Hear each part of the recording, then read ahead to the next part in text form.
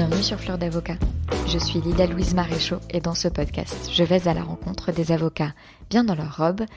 Et aujourd'hui, j'ai le grand plaisir d'avoir pour invité Maître Irbod Degani Hazar, qui est avocat depuis 2005, mais c'est une profession qu'il a embrassée après avoir eu plusieurs vies, de quoi encourager toutes celles et ceux d'entre vous qui pensaient que votre profil potentiellement atypique pourrait vous être un poids pour votre exercice dans la profession. Et bien voilà, vous avez un contre-exemple. Et je remercie d'ailleurs Nathalie Barrault pour sa vive recommandation. Irbod a une activité tout à fait hybride puisque il est à la tête d'un cabinet en droit des affaires, il est publiciste de formation, mais il pratique surtout et forme beaucoup et évangélise plus particulièrement la médiation et les modes alternatifs de règlement des différends. C'est un sujet dont nous avons longuement parlé. Il est ancien membre du Conseil de l'Ordre du barreau de Paris, il est actuellement membre du Conseil national des barreaux et, accessoirement parlant, son cabinet qui fonctionne très bien recrute des personnalités en ce moment. Donc si cet échange vous a plu et que vous vous projetez dans une relation professionnelle avec Irbod Degani Hazar et son équipe au sein de ce cabinet en croissance, en développement et en aventure qu'est RSDA Avocat, eh bien, je vous invite à lui envoyer votre candidature. Un grand merci à celles et ceux d'entre vous qui m'avaient laissé 5 étoiles et un avis sur Apple Podcast, iTunes ces derniers temps. Je pense à Marie-Renée M, Flo EFB et Débat Canalibus qui m'ont honoré d'un message qui fait vraiment plaisir à lire. Et qui contribue bien sûr à faire connaître Fleur d'Avocat à toujours plus de monde et pour ça, un grand merci. Fleur d'Avocat, c'est également une newsletter dans laquelle j'approfondis les différentes réflexions que je mène dans le cadre de mon aventure avec Fleur d'Avocat et aussi un groupe WhatsApp pour que les auditeurs puissent échanger entre eux sans avoir besoin de mon intermédiaire. Pour le rejoindre, il vous suffit d'envoyer un email à l'adresse whatsapp@fleurdavocat.fr. Je vous souhaite une très bonne écoute et je vous dis à la semaine prochaine. Bonjour Irbod Degani Hazar. Bonjour. Merci d'être mon invité sur Fleur d'Avocat. Plaisir. Alors racontez-moi Irbod, comment et pourquoi vous êtes devenu avocat ? Vous avez beaucoup de temps à m'accorder, j'espère. J'ai beaucoup de temps à vous accorder.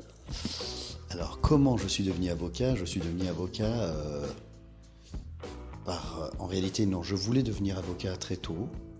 Et j'ai dû arrêter les études pour des raisons... je suis allé au Brésil faire une compétition importante dans mon sport de combat. C'était quoi votre sport de combat ?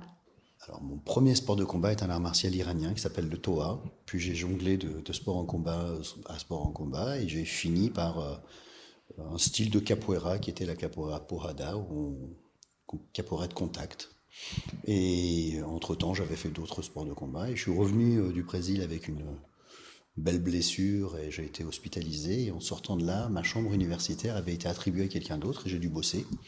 Donc j'ai arrêté pendant 15 ans ou 12 ans les études, puisque je n'étais pas au bout de mon parcours universitaire. Et en droit, le parcours universitaire ? En droit. J'ai arrêté, j'ai bossé pendant une douzaine d'années et puis quand j'ai eu l'opportunité, j'ai vendu ma boîte et mes parts dans ma boîte et j'ai recommencé les études. J'ai fait DEA, DESS. Attendez, il faut qu'on parle de ces 15 années quand même. On y reviendra. Et donc, je suis devenu avocat à l'âge de 33 ou 34 ans. Okay. Et donc, en 2005.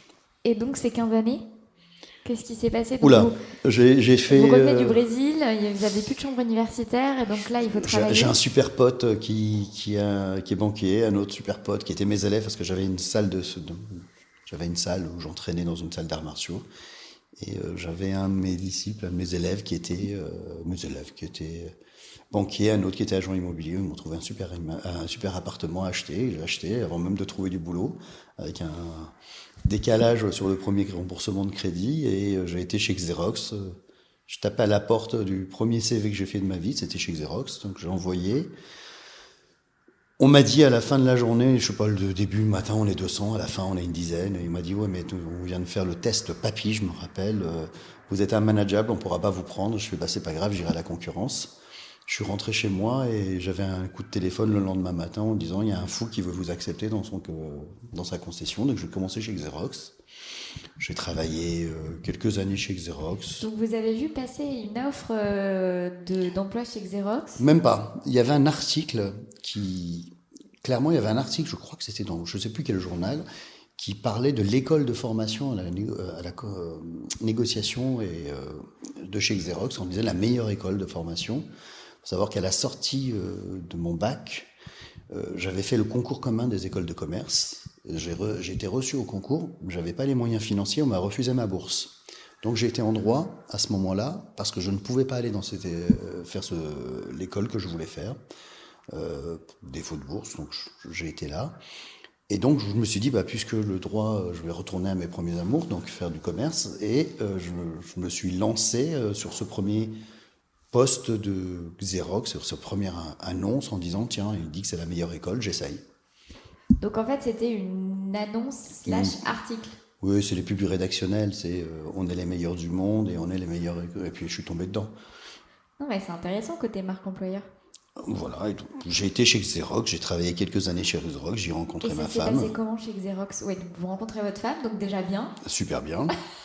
Ça fait un bout de temps déjà, donc oui, super bien. Ça s'est très bien passé, j'ai commencé commercial à faire du tac au tac, taper à la porte, qualifier. Puis progressivement, je suis devenu responsable d'une petite équipe, puis je suis devenu responsable d'un secteur d'activité, puis on m'a envoyé me former à la négo, et j'accompagnais sur des négos très structurés, très difficiles. Et c'est comme ça que j'ai rencontré mon deuxième poste, puisque j'ai été directeur de cabinet d'un maire conseiller général. Alors, attendez, parce que ça va un peu vite. Comment vous avez bougé de poste en poste? Alors chez Xerox, c'est vraiment C'est à la vente? Et puis on challenge, hein, je fais ça, tu fais ça, je fais ça, j'ai ça, tout se négocie. Alors je sais pas, chez Xerox France, c'est pas la même chose, c'est beaucoup moins structuré qu'on est chez un concessionnaire, puisque le concessionnaire il grossit avec vous. Donc on est rentré avec une petite truc, et puis plus on faisait grossir, plus on ramenait des clients importants, et plus on faisait évoluer, et j'allais chercher des beaux clients. Donc vous dites on fait ça, on nous demande ça, et du coup on fait ça, on nous demande ça. En gros, je me rappelle d'une anecdote, c'est que je voulais absolument un téléphone portable, c'était les nouveaux Motorola qui s'ouvraient. Ouais. Et j'avais mis un peu ce qu'on appelle faire du frigo, j'avais pas mis mes contrats au mur, et comme le patron me dit, ouais Irbod, là il faut que tu ailles chercher des contrats, là je suis un peu fatigué. Par contre, si tu me motives, j'y vais. Et donc, j'ai eu mon téléphone. C'était pareil pour les voitures. C'était un petit jeu de négo avec ce patron qui aujourd'hui est un ami. Ça a été mon témoin de mariage, qui est à la retraite. Mais voilà, il avait une approche très négociation, challenge. On challenge tout le temps. Il y a le commercial du mois, de la semaine, de l'année, le meilleur contrat, la meilleure rentabilité. C'est une boîte très basée sur rien n'est impossible. Et ça vous a plu, ça? Un temps. Et puis à un moment donné, on arrive à un niveau où on gagne beaucoup d'argent, mais on n'y trouve peut-être pas l'intérêt de se lever tous les matins pour y aller. Et donc à ce moment-là, j'ai eu une opportunité. Et on m'a proposé d'être maire. Elle vient d'où cette opportunité? De rencontres. C'est que des rencontres. Ok, mais quelle rencontre? Rencontre avec quelqu'un qui est maintenant mon beau-frère. Ok. Donc une personne très intéressante, très intelligente Que vous avez rencontré où, comment dans le cadre familial, amical, proximité, et qui m'a proposé d'être son directeur de cabinet parce qu'il avait une difficulté interne. Donc j'ai été directeur de cabinet d'un maire conseiller général. Donc c'était le rencontre aussi bien avec une personne, mais surtout avec un monde que je connaissais pas, le monde des collectivités. Qu'est-ce qui vous a attiré là-dedans? Le challenge. Juste le fait de changer de vie et de faire autre chose. De se dire, j'étais dans le privé. Non, vraiment le côté de la confiance, le challenge, et puis il avait des difficultés, le fait de me rendre utile, il avait des difficultés avec sa majorité, avec au sein de sa collectivité, il avait besoin de quelqu'un pour l'aider, et c'est souvent comme ça, hein, c'est chiche. Et parce que du coup, j'ai l'impression que votre première vie, ça a été une vie très commerciale. Ah, la première vie était très sportive en réalité. Alors, première vie très sportive, deuxième vie très commerciale. Oui, elle était très courte celle-là, mais oui, très commerciale. Mais vous allez voir, elle va continuer quand même derrière. Hein. Ah non, mais je n'en doute absolument pas. Mais on va chercher des clients, on monte en responsabilité là-dedans, donc des négociations de plus en plus complexes, des équipes de commerciaux, etc., mais quand même autour du commerce. Et là, finalement, on vient vous chercher pour quelque chose qui est plus de la conduite du changement, de la médiation. Moi, mais qui s'approchait plus de ma personnalité, c'est-à-dire de mes amours premiers. C'était aussi le droit, c'était le monde public. Moi, je faisais du droit public, donc déjà, j'étais dans ce monde-là, qui s'approchait plus de l'intérêt des enjeux. Il me parlait, il fallait à l'époque, il avait comme enjeu la réhabilitation de centre-ville. Il avait des enjeux qui m'intéressaient. Il y avait des idées qui étaient des idées d'un parcours politique. Ça a été l'un des plus jeunes maires de France, donc il y avait des personnalités autour de ça. Puis c'est quelque chose qui me passionnait à l'époque, la politique. Donc c'était dans ce cadre-là. Donc vous vous êtes dit, ok, challenge accepted. Exactement. Est-ce que vous pourriez rapprocher un petit peu votre micro de votre bouche, parce qu'en fait, j'entends beaucoup les enfants et... Ah, il y a une école à côté de mon bureau. Voilà, exactement. Et donc vous intégrez cette collectivité ? Directeur de cabinet d'un maire conseiller général, ça dure à peu près 2 ans. On se rend compte que ça va pas passer, ça va être difficile. Qu'est-ce qui va pas passer ? Les élections, les prochaines élections, sa majorité avait créé une opposition exprès. Donc c'était quelqu'un qui avait fait beaucoup parler de lui parce qu'il avait fait des dossiers, il avait fait de grandes choses, mais quand on fait de grandes choses, on fait beaucoup parler de soi et on fait bouger les choses, donc on fait bouger les gens et ça peut créer un inconfort pour les gens qui ont besoin de la stabilité dans la politique. Et donc on a vu que ça allait pas passer, donc on a eu une idée d'une entreprise, on a levé un peu de fonds et on a monté une société de services. On va détailler tout ça. Donc vous avez eu une idée d'une entreprise. Ouais. Une entreprise de service aux collectivités et d'un truc qui s'appelait la lettre des collectivités territoriales. C'était quoi ? C'était le début d'Internet. C'était une entreprise autour des besoins des collectivités et des réalisations des collectivités. On donnait une vitrine à chaque collectivité, les plus petites comme les plus grandes, ils font un rond-point, combien ça a duré de temps, combien ça a coûté, quelle est la qualité. Il y a des mouvements de personnel, il y a des réalisations, il y a des coups de gueule. Donc c'était sur Internet et sur papier. Et l'actualité des collectivités pour les collectivités. Donc c'était un blog, c'était une newsletter ? C'est une newsletter et un site Internet, pas seulement un blog. Ça a duré un temps, on a levé une première partie de levée de fonds. Donc c'était juste de l'information ? Non, parce qu'il y avait de la formation et du conseil autour, montage d'intercommunalité, etc. Mais c'est venu dans un deuxième temps. Comme plan d'avocat. Exactement. Et donc, on a fait... on a créé un petit truc qui était sympa. Et puis... Et vous avez levé des fonds pour ça ? Ouais. Sauf que la bulle Internet est arrivée. On n'a pas eu la suite du levée de fonds, donc on a dû faire avec ce qu'on avait. On a fait notre V1, V2, et puis on a monté tant qu'on pouvait. Puis à un moment donné... la vie de chacun faisant que certains de mes associés voulaient repartir dans une vie politique ou une autre vie et on a décidé de vendre. Donc ça, c'est 2 ans après, vous dites ? On a 2 ans à la collectivité comme directeur de cabinet, et puis après on a fait 3 ans Initiatis, cette société. Cette société, on l'a revendue. Et Comment vous avez vécu cette revente et le Superbe. fait que chacun reparte un peu de Super, parce que on savait que c'était un projet qui potentiellement était une trait d'union. Un trait d'union entre 2 choses. Donc c'était vraiment un trait d'union. Donc on a fait ce trait d'union et puis ça nous a permis de vivre le temps de rebondir tous et de rencontre en rencontre. Moi j'ai décidé de recommencer les études et donc de refaire un DEA, un DESS et l'IEJ. Comment ça, de rencontre en rencontre ? De rencontre en rencontre, on faisait des intercos et dans les cadres des intercos, je faisais signer à un avocat le travail technique que je pouvais réaliser. On faisait des choses, on avait beaucoup de consultants et puis j'avais rencontré des profs d'université, des gens super sympas qui m'ont dit mais t'as qu'à recommencer. Et donc j'ai recommencé. C'est quelque chose auquel vous aviez pensé pendant que vous meniez cette 2e et 3e et 4e vie ? Sincèrement, je vous dirais non. Non. J'y ai pas pensé parce que je suis en plus dans un environnement assez particulier puisque ma mère vivait aux États-Unis, que je savais pas si je voulais rester ou si je voulais partir aux États-Unis, que le projet me plaisait. J'étais plutôt dans l'entrepreneuriat pur. et je n'avais pas une approche du métier d'avocat dans le cadre de l'entrepreneuriat. Et c'est à partir de certaines rencontres où je me suis rendu compte que ça pouvait être compatible, et c'est là que j'y suis retourné. Il y a des personnes en particulier que vous voulez citer qui vous ont inspiré là-dedans? C'est plein de rencontres. C'est vraiment pas qu'une rencontre. Ce qui serait malheureux, c'est de viser une personne, alors que en réalité, c'est plein de rencontres. Un cumul de plein. Et ça pourrait vexer éventuellement d'autres personnes, et ce serait maladroit, parce que vraiment, c'est pas une personne. C'est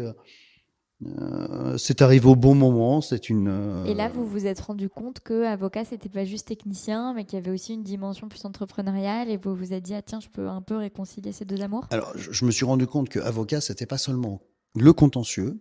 C'était le contentieux, ce que j'aime beaucoup. Par nature, j'aime bien prendre un nœud et essayer de le défaire, mais que c'était aussi plein d'autres métiers. Et ces autres métiers m'intéressaient aussi. Et moi, je viens d'une école de négo, j'aime bien ça. Dans la stratégie du contentieux, j'aime bien la mettre en œuvre. Mais là, je me suis rendu compte quand vous accompagnez une collectivité dans son organisation de son PLU, quand vous requalifiez, vous faites un projet urbain partenarial et vous requalifiez un quartier, quand vous faites des projets, un projet immobilier un peu structuré, c'est le côté, on n'est pas simplement juste sur le papier, on est sur le terrain, on est avec les gens, on fait avec. Et on accompagne des gens du début à la fin. Et j'ai bien aimé. J'aime bien construire et c'est vrai qu'après, peut-être donner la gestion à d'autres, mais j'aime bien faire. Et donc, c'est ça qui m'a plu. Et donc, vous vous remettez aux études? Ouais. Et en parallèle, vous travaillez? C'était la période de revente de ma société. Donc, en parallèle, j'étais dans l'accompagnement, le temps de revendre. Donc, et puis le fait d'avoir revendu, j'avais pas particulièrement besoin beaucoup de travailler. C'est donc, je faisais ça. Alors, pour être très honnête, j'ai pas été jusqu'au bout de mon DEA parce que j'avais fait tout ça en me disant que si je n'ai pas si je n'ai pas l'IEJ, donc l'entrée à l'école, je ferai une thèse professionnalisante. Mais comme j'ai été à l'école, j'ai arrêté mon DEA, j'ai pas fini mon DEA. J'ai fini mon DESS, mais j'ai pas été au bout. Je l'ai fait avec une vraie stratégie de dire je fais ça pour arriver avocat. Et donc à partir du moment où vous avez l'IEJ, vous vous dites hop, cette case, j'en ai plus besoin. J'en ai plus besoin, maintenant je vais être avocat. Et par contre, quand j'ai été avocat, j'étais publiciste. Comme tout jeune avocat, je me suis dit le pénal va m'intéresser aussi. Et j'ai élargi encore mon champ de compétences. Alors attendez, donc vous commencez comme publiciste.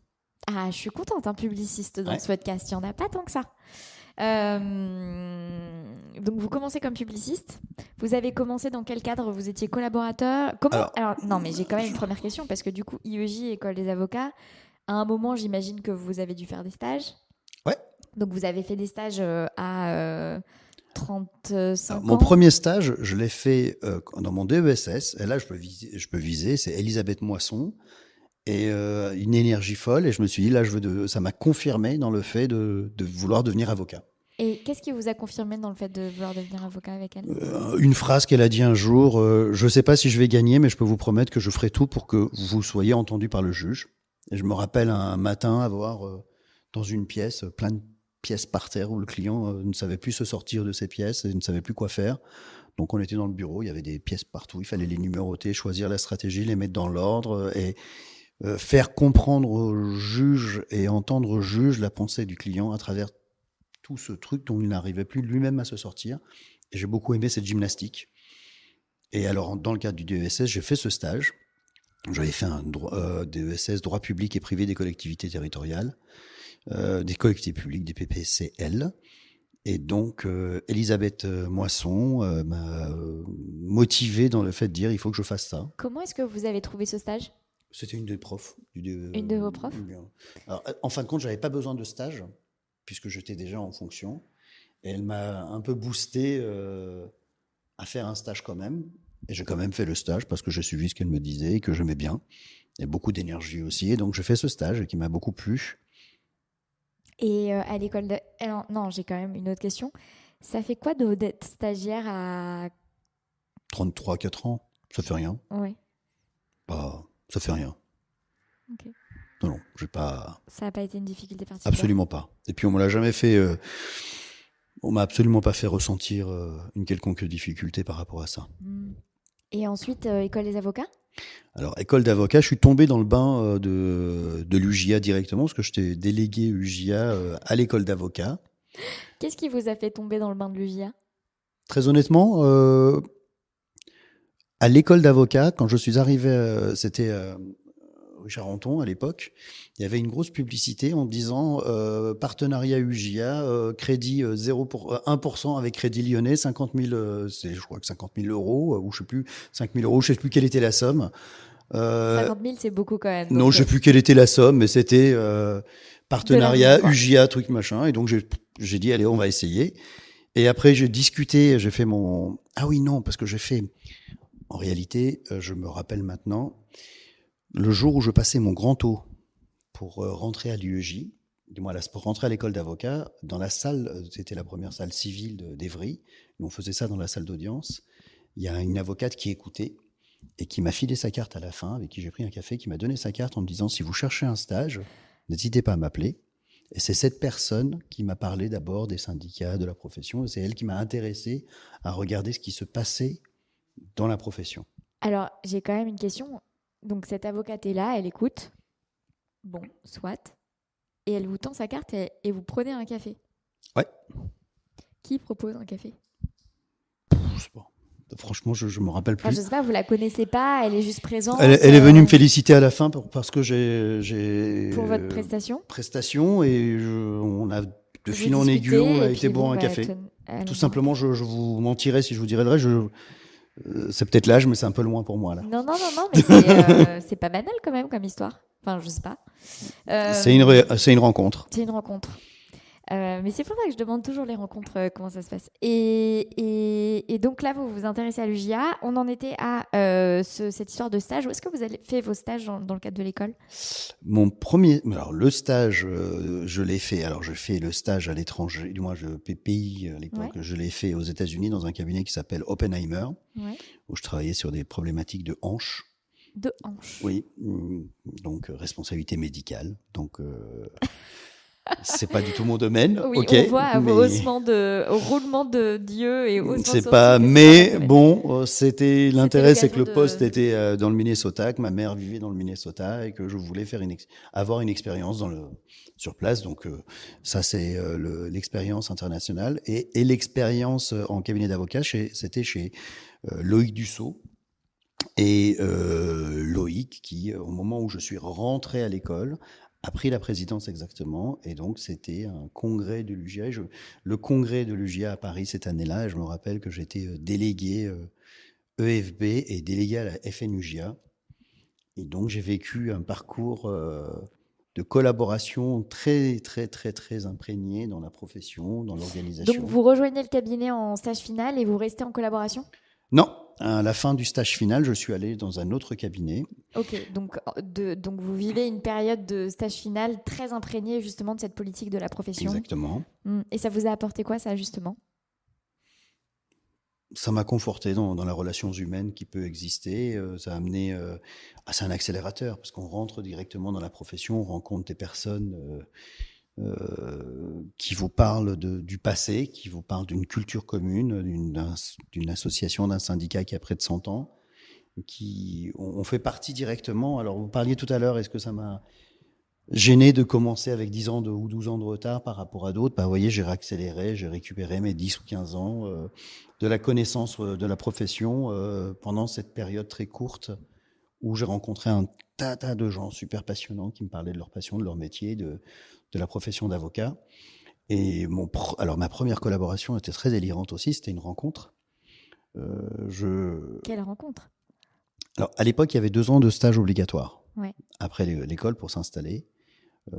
Et donc j'ai pris un rendez-vous avec quelqu'un que vous connaissez peut-être, qui était aussi UJA, qui était Christophe Thévenet, pour qu'il me conseille avec mon parcours, sur quel type de cabinet, et puis je voulais qu'il relise mon CV. Pourquoi vous vous êtes adressé à lui en particulier ? Parce que c'est des gens que je rencontrais dans le cadre de l'UJA, c'était quelqu'un qui était très entrepreneur, il est très très dans le monde, il conseille beaucoup les avocats sur leur structuration, et donc Christophe, au moment où je l'attends, il était associé avec un monsieur, un sacré personnage, qui était Jean-Michel Catala, Et Jean-Michel Catala, j'étais en train d'attendre avec Christophe et vient voir Christophe en disant c'est lui le stagiaire qui fait du droit public? Oui.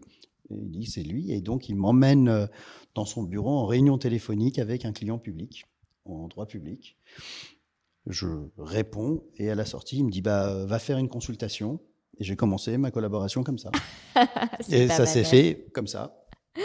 Alors, je voudrais quand même revenir sur un truc parce que la raison pour laquelle je vous demande sur la difficulté d'être stagiaire à 33 ans, c'est pas. Enfin, j'ai peut-être mal posé la question parce que du coup, elle donne peut-être une idée d'indication, enfin de prédisposition. Mais en fait, je me souviens que je vous ai vu, c'était il y a longtemps, c'était je pense il y a 2 ans, à une soirée organisée par l'Ordre du barreau de Paris sur les départs de la profession d'avocat. Et j'étais en haut des gradins quand on regardait les membres. Sur la gauche. J'étais sur la droite, moi. Oui, ok. Ouais. Et vous étiez près de la porte d'entrée. Et donc, en fait, c'était une soirée qui était organisée par l'Ordre et le micro circulait pour que les uns et les autres expliquent, donc que des personnes qui sont parties de la profession d'avocat, expliquent qu'est-ce qui les a poussés à partir, en fait. Et je me souviens qu'il y a une personne qui avait eu une précédente vie, qui n'avait pas été biberonnée droit et sortie du biberon, et qui disait qu'en fait, il avait eu des vrais soucis d'intégration. En disant, je réussissais pas à trouver un stage parce que profil atypique, on disait que j'allais pas être assez malléable et tout. Et je me souviens que vous aviez pris la parole en disant, ouais, moi j'ai eu une vie et puis c'est vrai que j'ai pas vécu ça, donc je suis quand même curieux, etc. etc. En fait, c'est en référence à ça et aussi parce que, que je vous ai demandé. Et puis quand j'ai interviewé François Mazon, qui a aussi eu une précédente vie avant d'être avocat puisqu'il a dirigé Capgemini France. Il a quand même dit que ça n'avait pas été facile pour lui de trouver un stage et que ça s'est fait par l'intermédiaire de son directeur de master aussi. Parce que une certaine impression. Donc, en fait, c'est pour ça que ma question était teintée, était orientée. Mais je suis heureuse de savoir que vous n'avez pas eu de difficulté. Pour le coup, je ne l'ai pas vécu du tout. Non, je l'ai pas vécu du tout parce que ça s'est fait vraiment, c'est que des rencontres. Je sors de chez Loïc. Vous avez pu faire jouer un réseau, mais même pas un réseau forcément préexistant. Là, c'était de la chance, puisque j'y allais pas pour ça. Je sors de chez Loïc, je vais en rendez-vous pour me dire comment je vais aller, où je vais aller, la chance fait que... Il avait tout magouillé. Je crois pas, mais sincèrement, je crois pas. Je crois pas parce que je pense qu'il me recevait par amitié et sincèrement pour me conseiller. Il le fait beaucoup avec plein de gens. Et qu'il y a eu une circonstance entre-temps, c'est qu'il y a eu un départ d'un collaborateur qui s'est fait à ce moment, qui l'a annoncé à ce moment-là, qui devait partir un peu plus tard. Et l'opportunité a fait qu'à ce moment-là, il y a eu un poste qui s'est libéré. Je pense que c'est des portes qui s'ouvrent, il faut rentrer dedans ou ne pas, il faut être open ou pas. Et donc, je l'ai été à ce moment-là. Et donc, l'opportunité... Après, j'ai aussi eu... Il y a aussi différents types de caractères. Voilà, moi, je pense être tout à fait adaptable. Je suis arrivé en France à l'âge de 10 ans, pas du tout avec la langue. Et c'est pas quelque chose d'extraordinaire de passer d'un truc à l'autre, d'une manière à l'autre. Donc, j'ai une grosse... j'ai ça en commun avec beaucoup de copains que je connais avec le même parcours. On ne voit pas... Voilà, c'est positif. On peut peut-être ne pas ressentir quelque chose d'une manière difficile, alors peut-être que d'autres le sentiront difficile. Voilà, j'étais là, j'ai peut-être eu des remarques désobligeantes, j'ai eu des questionnements, pourquoi tu fais ça ? Parce que ça me plaît. Et puis je ferai peut-être autre chose après. Mais je ne l'ai jamais pris comme un frein. Et donc, ce coup de téléphone qui se transforme en consultation, qui se transforme en collaboration ? Je suis resté 2 ans et après 2 ans... Entre-temps, en étant collaborateur avec Stéphane, qui est un des associés du cabinet, on avait décidé d'ouvrir un cabinet au Maroc. On était collaborateur à Paris. Donc vous étiez collaborateur à Paris et vous vous êtes lancé dans l'ouverture d'un cabinet au Maroc. On a eu un petit cabinet à Casablanca pendant un certain temps. Pourquoi le Maroc Opportunité, un client. Un client Un client en France. Un client en France qui nous demandait de l'accompagner sur un projet au Maroc. Donc on a fait ça. Et du coup, comment on monte un cabinet au Maroc quand on est avocat français? Alors, comme ça paraît difficile, comme vous me posez la question. En faisant les choses les unes après les autres, on y arrive. Des contacts d'un bureau, on avait C'était un un avocat correspondant partenaire local? qu'on a trouvé sur place. On a été sur place, on a trouvé des partenaires, on a monté. Il y avait un troisième collaborateur à l'époque chez Catala et Thévenet qui était lui avait une femme marocaine et donc il en plus voulait aller s'installer au Maroc à terme. Donc on a fait ce projet. On a fait ce projet Ça a pris combien de temps? en toute transparence avec Jean-Michel et Christophe. Ils savaient qu'on le faisait et puis ils ont été super sympas parce que personne nous a vraiment dit il faut pas, etc. Puisqu'on faisait notre boulot en parallèle. Il y Donc avait je sais pas, il y avait un deal que du coup pour eux, ça pourrait leur bénéficier ou je- c'était vraiment prévu Bon, entre alors, vous deux? non, Jean-Michel, dès le début, avait une vision. Jean-Michel, il a alors un homme extraordinaire qui avait fait des études de médecine avant d'être avocat, qui avait un parcours politique très passionnant et qui avait un certain âge et qui envisageait de donner, passer la main avec des jeunes un peu atypiques comme moi et qui voulaient passer progressivement la main. Donc je pense que pour lui, il y avait, je ne sais pas si c'était calculé, mais je pense qu'il n'y voyait pas de frein parce qu'il savait qu'il se projetait peut-être un peu plus sur plus longtemps. Et puis le temps et peut-être certains désaccords qui sont nés ont fait que à 2 ans et un jour, j'ai ouvert mon propre cabinet puisque j'avais 2 ans d'obligation de stage. Quel genre de désaccord? Des accords plus d'ordre personnel, des choses qui peuvent se passer dans la profession, qui font qu'on reste amis aujourd'hui, que je peux appeler, on peut s'appeler sans pour autant sans vouloir, et rester même peut-être, mais les relations sont même peut-être renforcées, mais le fait est que de fait, on avait quasiment créé un petit cabinet dans le cabinet, ce qui peut Avec le Maroc sincèrement du coup? avec Le petit cabinet dans le cabinet, c'était le Maroc? le Maroc, mais après, ça commence à Puis faire d'autres d'autres. choses? Ça commence à. Et je peux comprendre que ça peut être déstabilisant. Même si on n'y voyait pas, nous, de gêne particulièrement, je peux comprendre que ça peut être déstabilisant. Et donc, moi, on m'a demandé très gentiment, on m'a conseillé très gentiment, et je pense que c'était sincère de m'installer, parce qu'avec la clientèle que j'avais, c'était peut-être plus facile. Je me suis installé dès que j'ai pu, dès que j'ai fini le petit stage. Et Stéphane, qui était aussi collaborateur, est venu s'installer avec moi rapidement.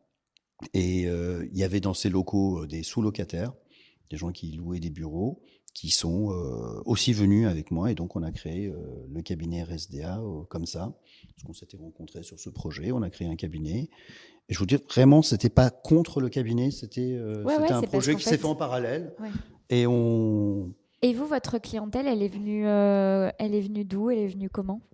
Elle est venue. Alors, ma clientèle est venue comment? Elle est venue Ouais, naturellement de mes relations. C'est-à-dire, je ouais. n'ai jamais coupé le pont.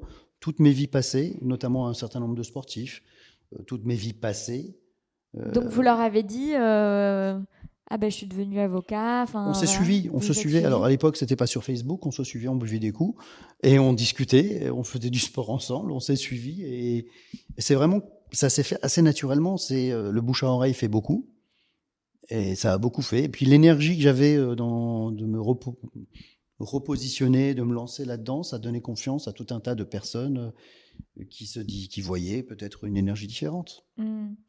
Et du coup, vous parlez d'une entreprise, vous parlez de sportifs, et puis ensuite j'imagine d'autres choses, mais c'est pas forcément les mêmes problématiques qui se présentent pour une entreprise que pour des sportifs. Enfin, en termes de matière, de compétences, de ce sur quoi vous interveniez, comment est-ce que vous Alors, travaillez de ce point de vue-là?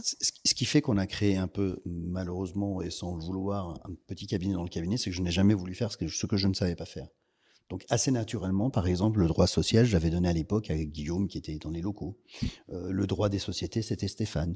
Le droit fiscal, c'était Oman qui était qui était là, qui sous-louait. Hmm. Il y avait alors en réalité non, il y avait même un réseau de copains de fac qui faisaient plein de dossiers pour moi, en toute transparence avec le client. On avait créé ce truc-là. Et c'est vrai qu'un jour, Jean-Michel m'a dit, puisqu'on veut commencer, t'as qu'à commencer à travailler en interne avec les collaborateurs du cabinet, puisqu'on a une vision à long terme. Et c'est comme ça qu'on a créé un peu ce cabinet dans le cabinet. C'est-à-dire que mes clients, je les emmenais et je les présentais au cabinet, aux collaborateurs du cabinet, et on travaillait ensemble dessus. Non, je ne faisais. Alors à l'époque, moi, je ne faisais que du public, sauf que Jean-Michel m'a formé à la construction. C'est-à-dire que j'ai élargi le droit public au droit de la construction par l'urbanisme opérationnel. Et c'est pour ça que j'ai eu je lui dois cette formation complète, parce que je ne connaissais absolument rien, au droit de la construction, au droit immobilier. Et en parallèle, parce que c'est ça le petit... Comme il fallait plaider, donc j'ai été prendre une formation de rhétorique au barreau. Et c'est là que j'ai rencontré Stéphane Ben-Simon et que je me suis inscrit au diplôme de médiateur. Comme ça, vous bouclez la boucle. Non, non, mais déjà, je comprends mieux pourquoi l'appellation d'un petit cabinet dans le cabinet et du coup de comment ça s'est fait à partir de voilà des besoins qu'il y a eu autour de vous et que c'est pas tellement que vous avez développé votre clientèle. Enfin, vous avez développé votre clientèle déjà en la développant de manière collective dès le départ, quoi. Oui, c'était assez logique pour moi. C'est-à-dire que dans la société Initiatis, on ne savait pas tout faire et on avait toujours plein de consultants. Dans tout mon parcours, à chaque fois, d'ailleurs, quand je faisais du sport, s'il fallait que je faisais mon art martial. Pour la boxe, c'est-à-dire pour travailler le garde, j'allais à un club de boxe. Pour travailler les coups de pied, j'allais à un club de Muay Thai. Pour travailler le corps à corps, et je complétais tout ça. Donc je pense qu'on peut pas tout faire. Il faut une bonne culture générale, être curieux, mais non, dès le début, on est parti sur le schéma. D'ailleurs, le nom du cabinet était Réseau spécialisé d'avocats associés. Alors après, comme on a vu les problématiques de spécialisé, pas spécialisé, on a appelé simplement RSDA. Mais c'était notre volonté au début. L'acronyme, c'était ça, mais on a jamais été jusqu'au bout. Mais l'idée, c'était ça. Ouais. Et vous dites, il y a eu la question du contentieux, vous ressentiez un besoin d'en savoir plus sur la plaidoirie, la prise de parole en public. Je faisais énormément de pénal à l'époque, j'adorais ça. Ouais. Et donc, vous inscrivez à des cours de rhétorique? Ouais. Oui. Alors, Aude Catala, donc, qui était au cabinet Catala Thévenet, faisait du pénal. Je faisais du pénal avec elle. J'ai eu la chance de rencontrer, par exemple, j'ai fait mes premières assises où j'ai été coaché par Carbon de 16, qui un jour, il m'a offert un café parce que je lui posais des questions et on a bu un café ensemble pour qu'il m'explique comment ça fonctionne. Donc, attendez, à quel moment vous croisez Carbon de 16 et vous lui dites... Pour faire mes premières assises, je lui dis j'ai besoin d'un coup de main. Donc vous lui dites, c'est-à-dire vous lui envoyez un mail? Dans le cadre de l'UGIA, on se rencontrait, il était, donc je rencontrais... Et puis un jour, je lui dis, il parlait beaucoup de pénal, et je lui dis, je vais avoir mes premières assises, est-ce que tu peux m'aider? Il m'a offert l'opportunité d'aller prendre un temps de discussion avec lui, et il m'a dit, voilà, ça marche comme ça, voilà les clés, si tu as besoin, tu peux m'appeler, ça tu peux faire, ça tu peux pas faire, ça tu peux demander, ça il faut faire attention, comment... Il m'a donné les clés. Et ces assises, elles se sont passées comment? Magnifique. C'était super, c'était à Créteil, j'ai un très bon souvenir. C'était extraordinaire.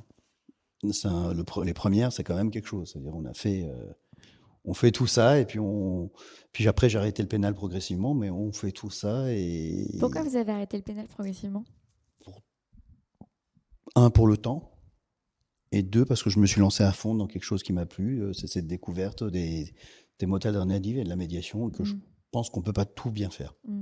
Et donc, vous dites, c'est pendant ces cours de rhétorique. Qu'est-ce que vous en avez retenu de ces cours de rhétorique? Des rencontres. En fin de compte, c'était mettre l'accent sur des choses que j'avais déjà fait dans le cadre de la négo et structurer le dialogue avec un syllogisme différent, avec une logique différente. Et puis surtout, j'ai rencontré donc le prof, c'était Stéphane Ben-Simon, qui était assez curieux de ma manière de réfléchir, d'intervenir, et qui m'a dit viens faire de la médiation. Je lui dis non, moi j'ai fait le droit, c'est pour aller cogner, pour faire.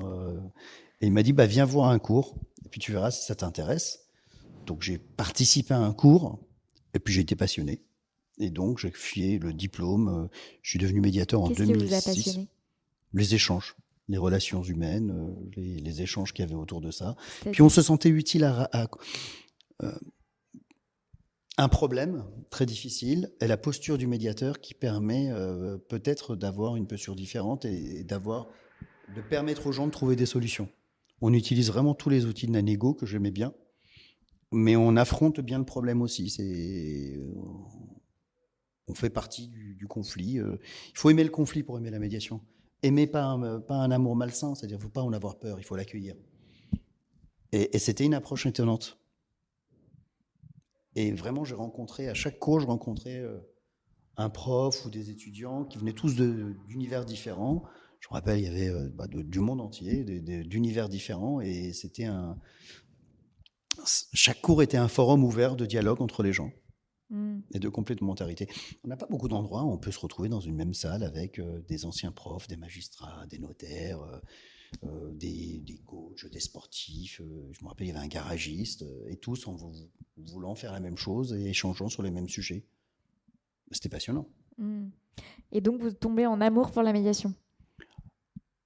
Alors déjà, pour toute personne qui a recommencé les études après un certain temps, un certain âge, je suis tombé en amour pour me reformer. C'est passionnant de recommencer les études quand je suis d'accord. On le fait librement et qu'on a envie de le faire. Donc ça, j'ai beaucoup aimé ce parcours. De me remettre la tête dans les études, de rebouquiner pour autre chose que mon travail, etc. C'était vraiment quelque chose d'intéressant. Après, oui, mais j'ai toujours eu ce sentiment Alors, je ne savais pas que c'était de la médiation, je ne mettais pas un processus structuré en tête, mais en fin de compte, je me suis toujours comporté assez ouvertement dans une stratégie de contentieux, mais non jusqu'au boutiste.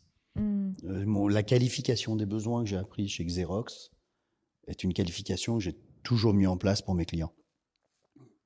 Quel est son besoin réel? Est-ce que c'est un bon procès? Est-ce que c'est une décision pragmatique? Dans quel délai? Selon quelle modalité? Donc ça, c'est quelque chose que j'ai acquis chez Xerox qui m'a beaucoup aidé. Et j'ai vraiment pris la médiation comme un outil en plus. Alors, je ne vous cache pas qu'en 2006-2007, on n'en faisait pas beaucoup. Déjà, j'ai l'impression qu'aujourd'hui, c'est un sujet que j'ai abordé hier avec l'avocate que j'ai interviewée hier soir.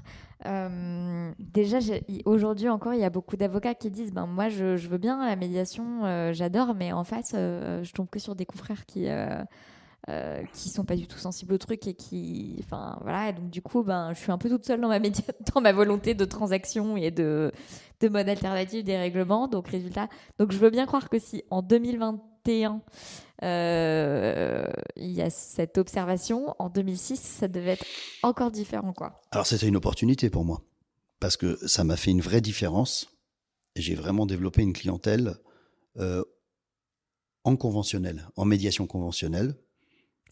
C'est quoi la médiation conventionnelle? C'est pas le juge, c'est les gens entre eux, plutôt que d'aller devant le juge, se décident de régler le problème.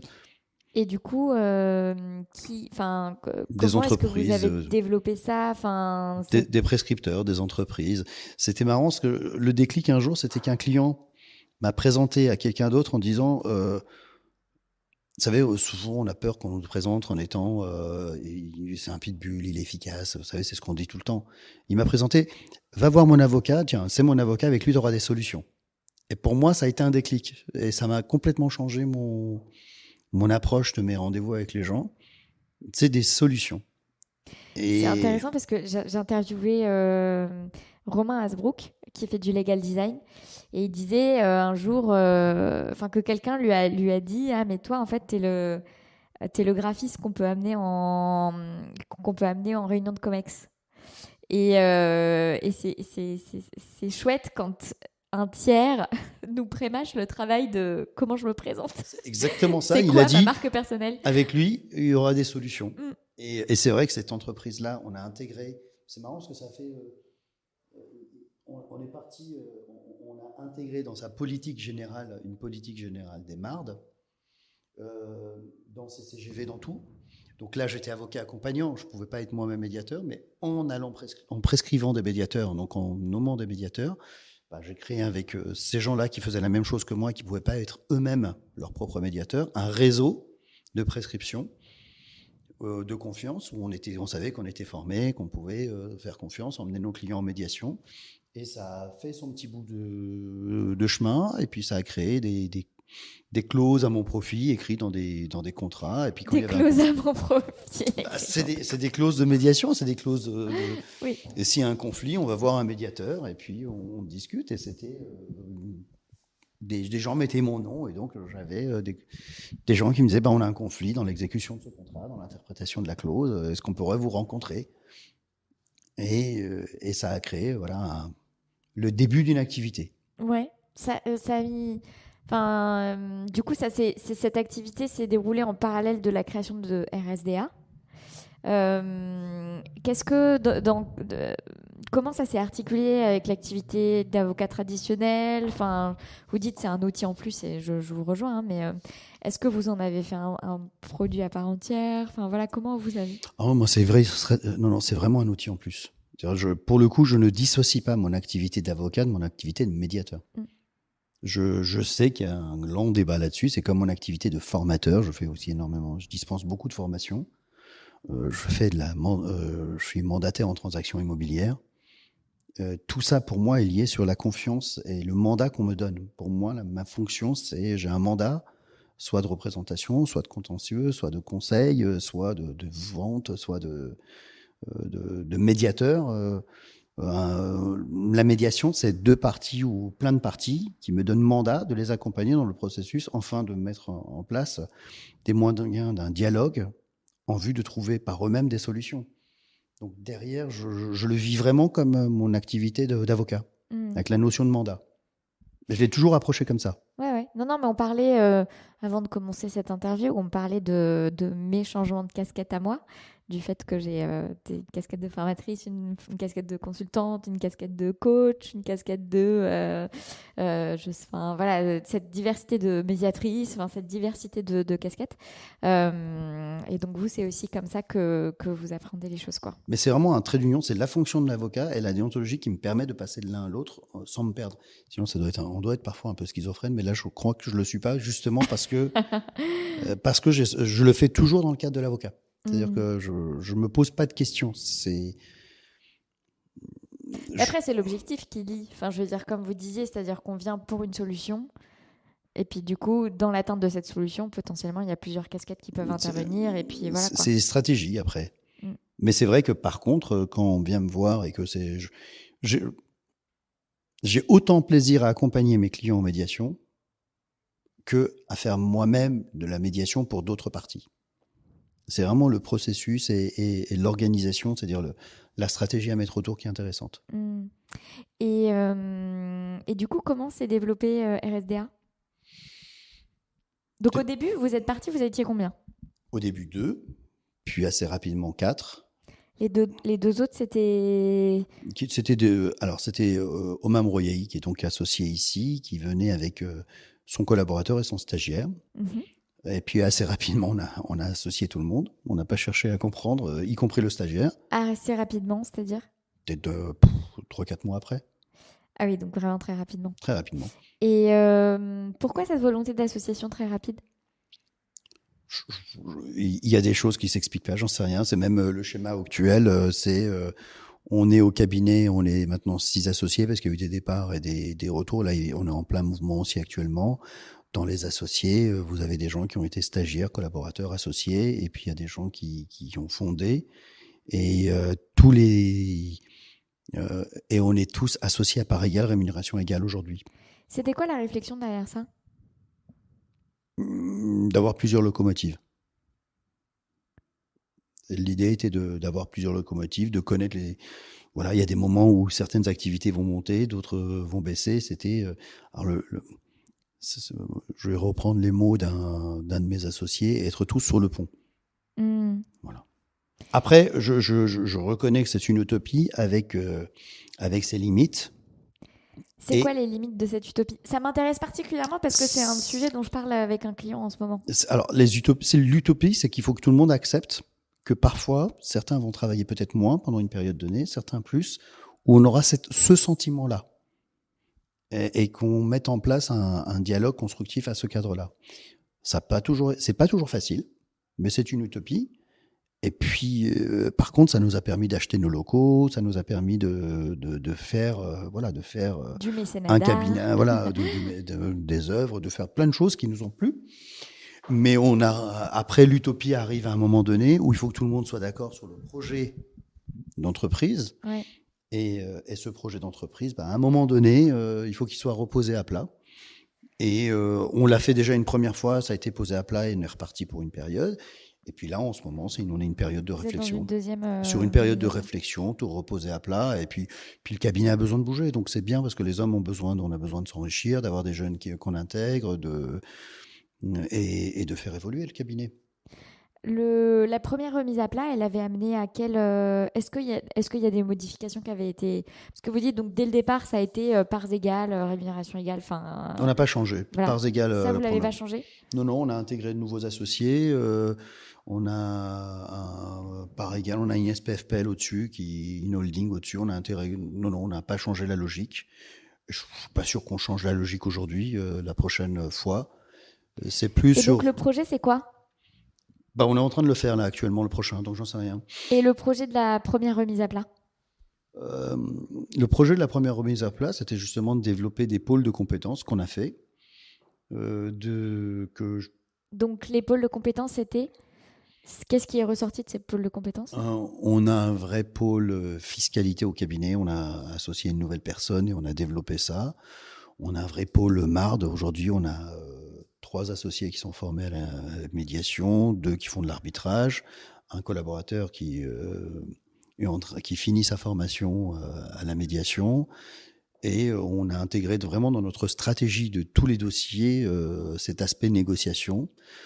On a voulu aussi créer un cabinet en province et on l'a fait à Angers, mais on l'a arrêté après quelques années. Pourquoi? Parce que notre associé angevin a décidé de revenir vivre à Paris. Donc, Ouais, pragmatiquement parlant. et pragmatiquement, on a décidé d'arrêter.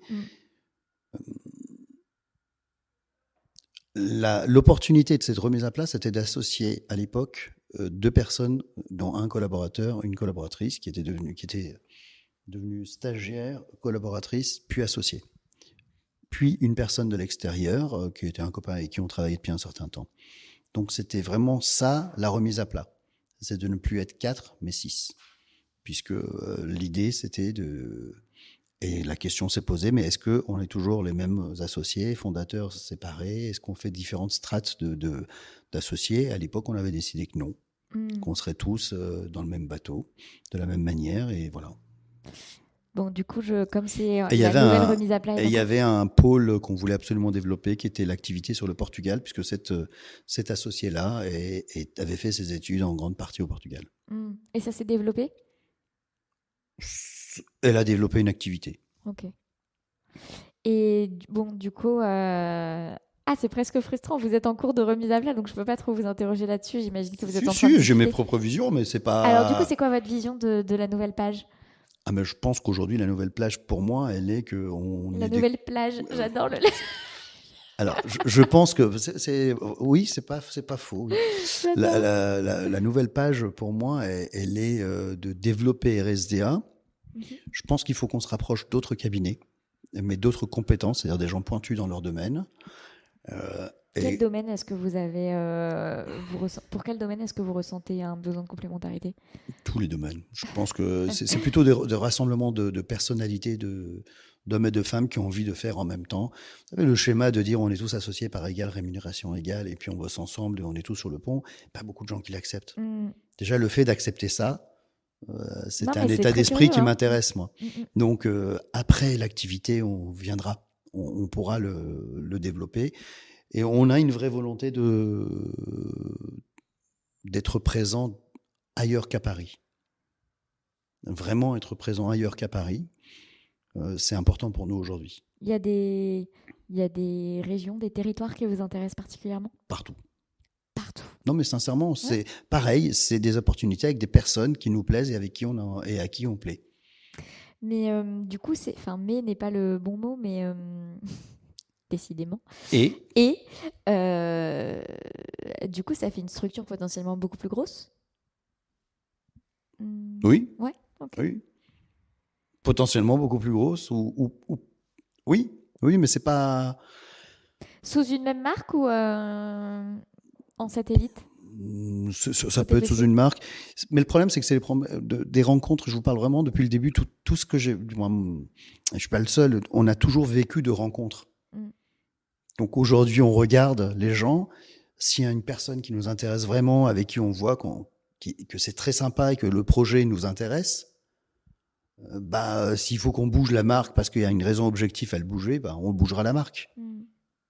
Je crois qu'on est assez souple. Et l'idée n'est pas de... Je pense que la profession joue beaucoup, change beaucoup. La marque est peut-être moins importante aujourd'hui qu'elle ne l'était. De ce que je vois chez nos clients, ce qui compte, c'est la présence de l'interlocuteur et la transparence sur ce que je sais faire, ce que je ne sais pas faire, et voilà qui je mets pour faire.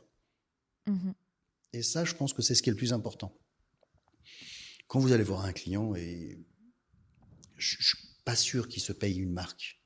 Il se paye un avocat, une confiance. Alors chez nous, après peut-être que sur certains cabinets très structurés, il se paye une marque.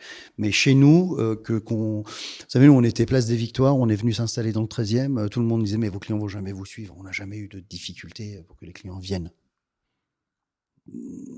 C'est vraiment lié à la personne et à la compétence qu'on a mis en place. Puis on a quand même beaucoup de confrères avec qui on travaille sur nos domaines très pointus. Et les collaborateurs, les stagiaires qui sont devenus collaborateurs que vous avez associés très vite, est-ce que... Alors, les premiers, c'est-à-dire tout au début. Après, ceux d'après, ils sont restés 5-6 ans collaborateurs, puis ils sont devenus... on a fait évoluer... Donc, il y a eu une première vague très, très rapide. La première marque, c'était au moment de la fondation. On a créé une SCM au moment de la fondation, et puis après quelques mois, on a dit, non, il faut qu'on s'associe parce que ça sert à rien. Et ils étaient à bord, donc on a dit, hop, tout le monde à bord, tout le monde associé. Et d'accord, parce que j'allais demander du coup en termes de posture si ça avait, s'il y avait eu. J'ai interviewé Cédric Dubuc du cabinet Bruzzo Dubuc qui s'est associé très tôt avec un associé plus mûr.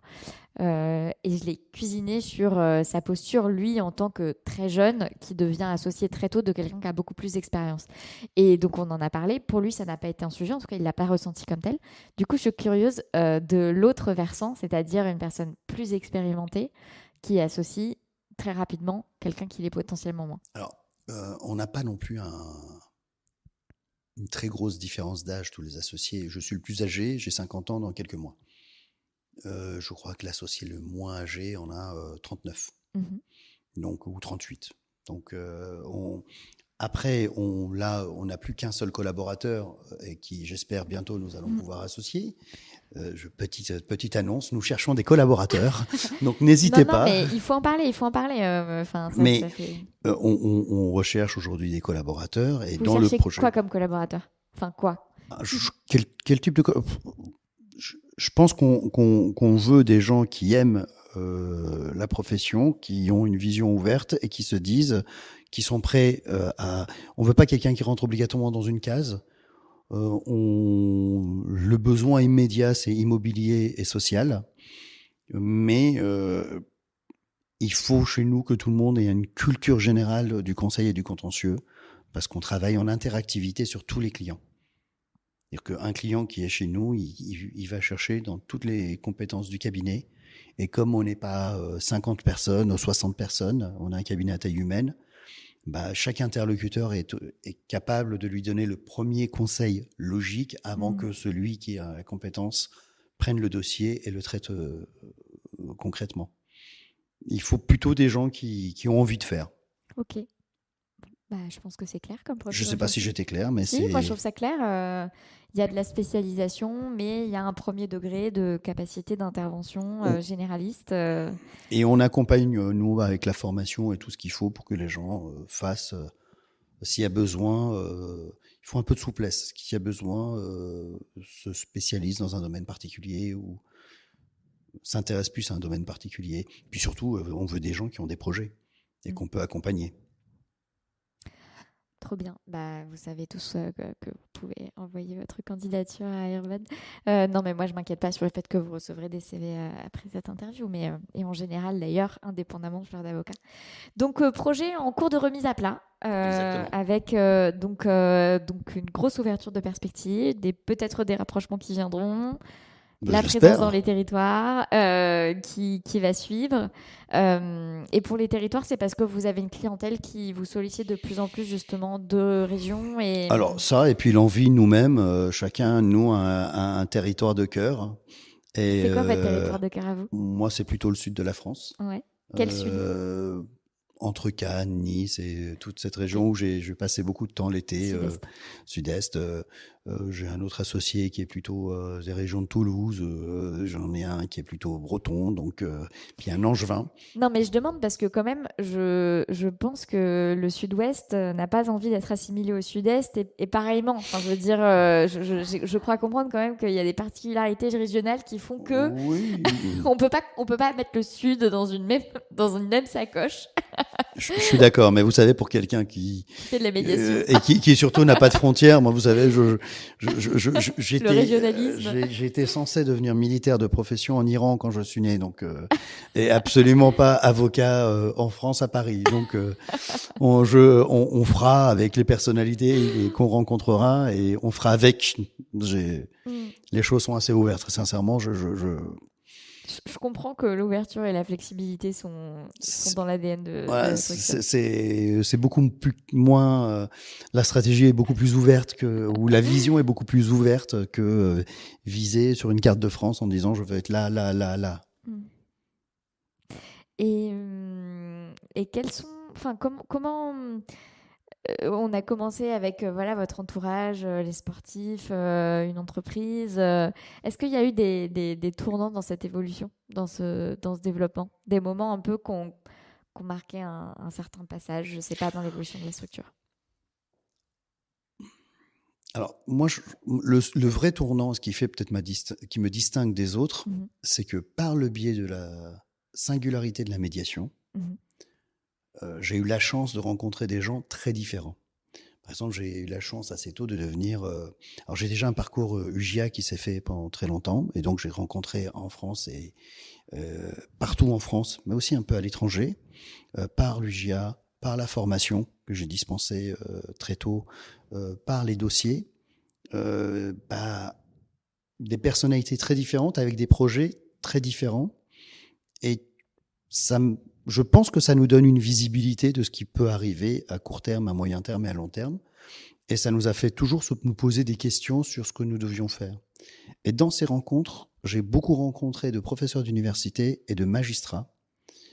Et à une époque où tout le monde disait les avocats ne veulent pas faire de la médiation, les magistrats ne veulent pas de la médiation, qu'il y avait des chapelles dans le monde de la médiation, et que ce monde qui est censé être un monde amiable était très... je me suis retrouvé à rencontrer des gens qui avaient tous la même passion et qui avaient le même moteur. Et ça m'a donné une spécificité. C'est que je pense avoir pris personnellement un peu de hauteur par rapport aux postures de la fonction qui est liée à chaque fonction.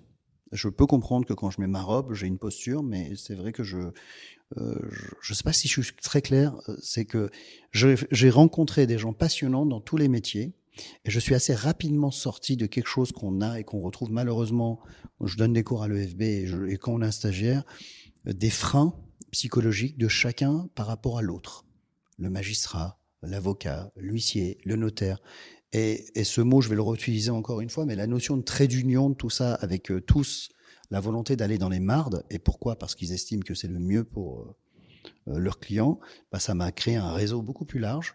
Et ça me passionne. Et c'est vrai que dans les prochaines vies professionnelles, je pense y mettre beaucoup d'interprofessionnalité. Et c'est pour rebondir là-dessus. Je ne sais pas si c'est pas très clair. Peut-être qu'il faudrait qu'on recommence ça.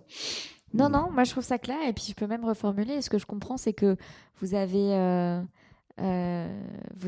toujours eu à cœur d'échanger avec tous les corps de métier que vous avez rencontrés dans l'exercice de votre profession d'avocat. Je pense que le tournant, pour revenir à la question, le tournant, Ça a été la multiplication. multiplication, oui. Le tournant, ça a été la multiplication des rencontres Oui. dans des domaines que je n'aurais et des personnes que je n'aurais jamais rencontrées si j'étais resté que dans ma fonction d'avocat. C'est-à-dire d'avoir des rencontres avec des magistrats, avec des soucis communs, comment faire en sorte de bien présenter le processus de médiation à des gens qui n'en veulent peut-être pas. Et des ça, professeurs ces rencontres, d'université. elles se sont faites dans le cadre des investissements, par exemple UGIA, par exemple associatif Que ce soit la présidence de l'Association des médiateurs européens, que ce soit l'UJA, que ce soit les formations.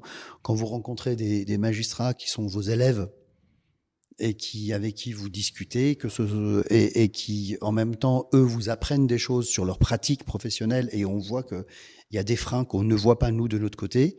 Moi, par exemple, je suis tombé de très haut quand j'ai compris comment s'organiser le travail réellement et les faibles moyens qu'avaient les magistrats pour travailler, notamment en matière informatique, etc., il y a un certain nombre d'années. Ou que, alors, naïvement, je pensais à l'époque, la première fois je me rappelle, que le greffier faisait fonction de secrétaire du magistrat, alors que c'était des fonctions complètement séparées. Mais une fois qu'on commence à comprendre le cadre de fonctionnement de l'autre, on commence à mieux comprendre sa posture. Et je pense qu'aujourd'hui, j'arrive à avoir une vision un peu plus large du rôle de chacun. J'ai eu la même discussion avec des notaires, c'était assez passionnant, qui m'empêchera pas d'avoir des discussions un peu, s'il le faut, dans la représentation de la profession. Mais pour autant, les problématiques... je me rappelle avoir échangé avec un notaire qui s'intéressait à la médiation quand il y a eu des vraies problématiques de crise de l'immobilier. Il se posait la question de son activité. Alors que pour moi, le notariat jusqu'à maintenant était une profession sauvegardée de tout. Et que cette question de modernité de son activité, il le voyait par la médiation, par les mardes et par le service qu'il peut rendre à ses clients. Donc c'est vrai que ces rencontres-là m'ont beaucoup enrichi. Mais ce qui ramène ça me fait penser à Karima Lashgar, qui est avocate en droit boursier, en droit financier plutôt, bancaire et financier, je vais y arriver, et qui dit, elle s'est toujours elle a été lobbyiste avant d'être avocate, et elle s'est toujours beaucoup investie dans des associations professionnelles. Elle disait, voilà, j'ai envie de plus m'investir dans des associations professionnelles de la profession d'avocat, entre autres, justement pour tout ce qu'on y apprend, et aussi sur notre métier, sur notre fonction, sur notre posture, et ce qui amène aussi, en l'occurrence, à intégrer ça dans un schéma plus grand, en l'occurrence le schéma de la justice, avec les différents acteurs de la justice. Et donc, en fait, le fait de rentrer dans un système macro, entre guillemets, sur sa profession, ça est une ouverture d'esprit par rapport à ça. Et j'ai l'impression que ce grand réseau que vous avez tissé via la médiation et différents investissements politiques, politique, c'est un grand mot, mais je veux dire. Alors politique, j'en ai fait. Voilà. J'ai même été premier maire adjoint de ma ville, donc ouais. j'ai pas de. Pour aller jusqu'au bout, c'est que je me suis rendu compte qu'on était dès l'université catégorisé et assez rapidement. Par exemple, on est quand même l'un des rares pays au monde à avoir des gens qui vont faire 4, 5, 6 ans de droit, qui vont représenter les gens. Donc avoir des mandats de représentation dans toutes les fonctions qui font pas 1 heure de négo. Et ça, c'est le trait commun qu'on se disait tous en disant, tiens, dans ton parcours, t'es devenu notaire, t'es devenu huissier, t'as jamais fait un cours de négo. Alors que c'est une culture qui fait que on grandit dans cette culture du contentieux et de la procédure que j'aime beaucoup. C'est pas une opposition. Mais c'est vrai que cette culture de la discussion, ne serait-ce qu'entre les professions, c'est pas une culture qui est vraiment, qui imprègne nos études. Quand vous voyez, vous faites votre choix et assez rapidement, vous allez être magistrat, vous allez être notaire, vous allez être huissier, vous allez être avocat. Alors que j'ai eu la chance à l'UJA il y a quelques années de participer à des travaux. On travaillait sur, je crois que c'était rapport Darrois. Et j'étais à l'UJA, on avait fait la grande profession du droit, la grande profession d'avocat. Et je pense vraiment que à travers la médiation, on arrive à relier les gens et on passe au-delà de la fonction immédiate de chacun. Et on arrive à avoir des vraies discussions individuellement et avec beaucoup moins de filtres. Et justement, si on reprend ce parcours associatif et politique, donc vous avez baigné dans le GIA assez tôt. Et la FNUJA. Et la FNUJA. Alors moi, c'est là où je distingue jamais les deux, alors qu'en fait, c'est... Fédération nationale. Oui, Oui, non, mais je connais la différence entre les deux, mais c'est vrai que d'un point de vue politique, je les distingue pas, alors que j'imagine qu'ils ont des travaux respectifs, qui travaillent chacun sur des travaux différents. Donc vous rejoignez, et d'ailleurs le fait de rejoindre en même temps FNUJA et UJA, qu'est-ce que ça vous a apporté? Une vision des amitiés au niveau national. L'UJA, c'est Paris, et puis la FNUJA, c'est au niveau de toute la France.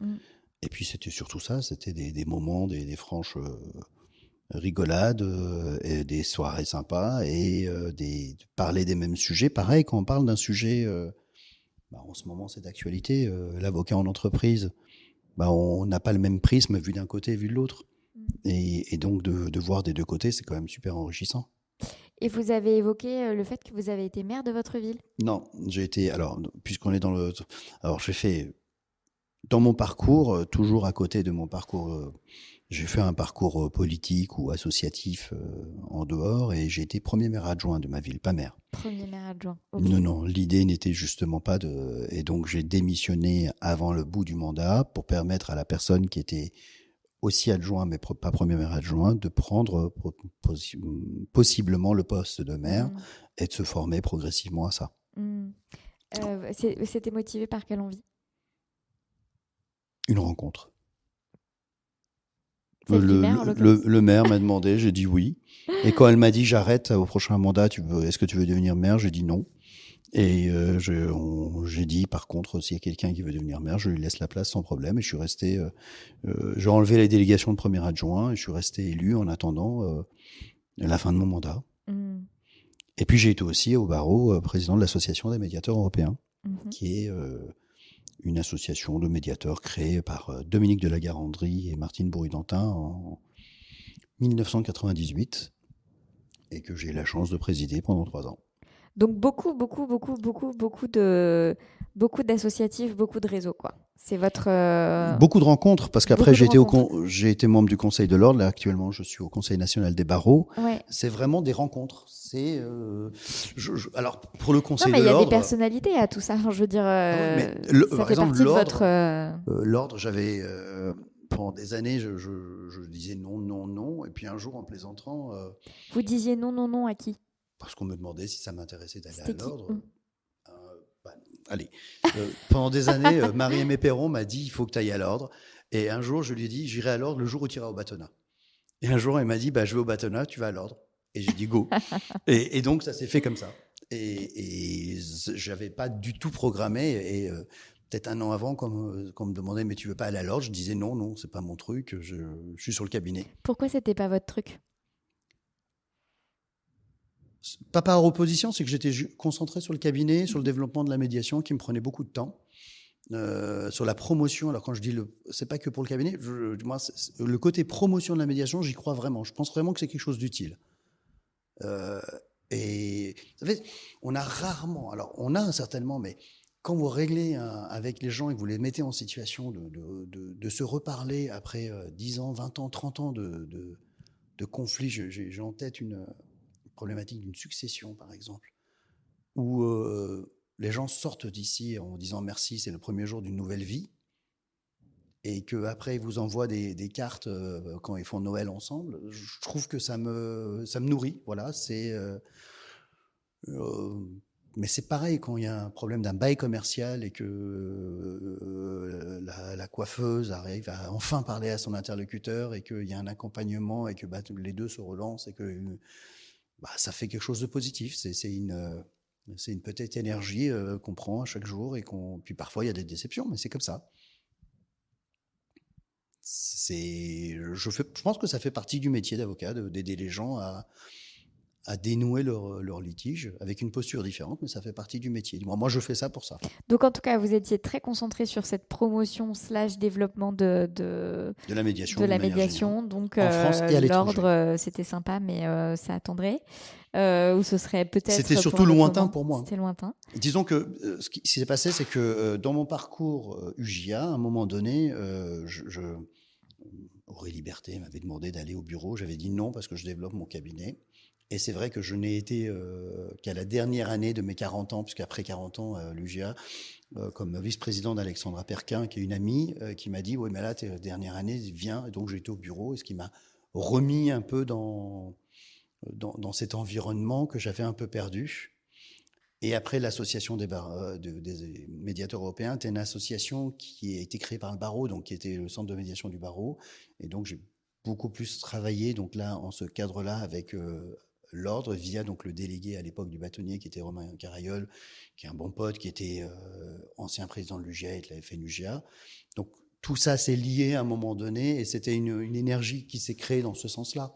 Non, ça s'est fait assez naturellement. J'ai fini l'association des médiateurs européens et je me suis engagé directement pour aller au Conseil de l'Ordre. Et alors, le Conseil de l'Ordre? Passionnant. Première année de mandat, très bien. Deuxième année, très bien aussi. Troisième année, compliquée, Covid étant là. Première année, je me suis plus intéressé à la du moins au MARD pendant les 3 ans. J'ai eu la chance d'être le porte-parole de Marie-Aimée pendant une année.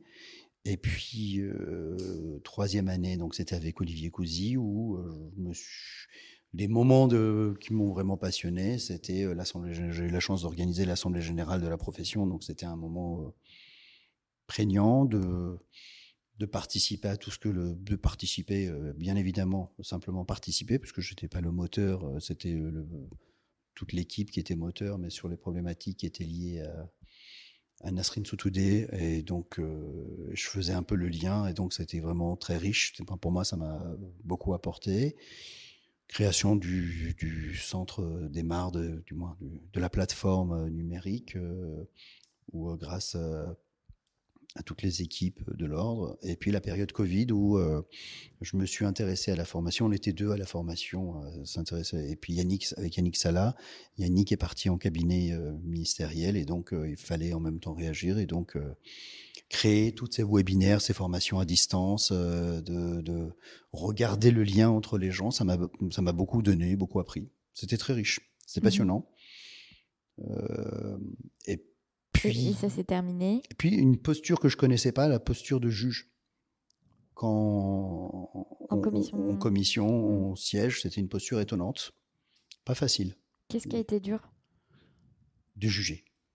Il y a un beau texte, il est difficile de juger, à tort ou à raison, c'est De Vos. Vous le lirez, vous écouterez, vous verrez. Je le mettrai en note de l'épisode. Il est difficile de juger, c'est vraiment très difficile de juger. Et j'ai eu cette fonction qui était assez étonnante, que je découvrais, alors pas exactement la première fois, parce que j'avais déjà été dans une commission des conflits dans un parti politique, donc je connaissais un petit peu mais de juger comme ça, ou d'instruire, parce que j'étais aussi instructeur, c'était un métier différent, c'était une activité, c'était une approche très différente. Ouais. Qu'est-ce qui vous a... Parce que du coup, vous aviez développé cette expertise avocat, négociateur, médiateur. Là, c'est encore une autre casquette, juger, instruire. Qu'est-ce qui vous a coûté par rapport aux autres casquettes? Qu'est-ce qui est... Alors, je pense que je passais plus de temps à essayer de concilier les gens qu'à juger. Mais voilà. Alors, c'est pas pareil, parce qu'il y a eu deux cadres. J'ai été responsable...